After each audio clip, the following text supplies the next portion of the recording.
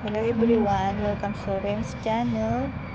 I'm gonna show you the airplane in aircraft Park Pampanga.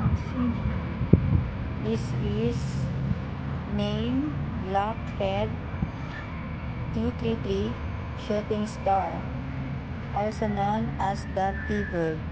It was the first jet aircraft used by the Philippine Air Force.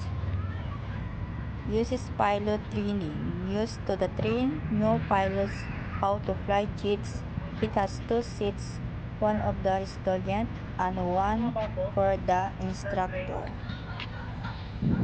This is a cannon howitzer, named in O1 howitzer, long-range fire, used to the shoot and bombard enemies from a very far distance.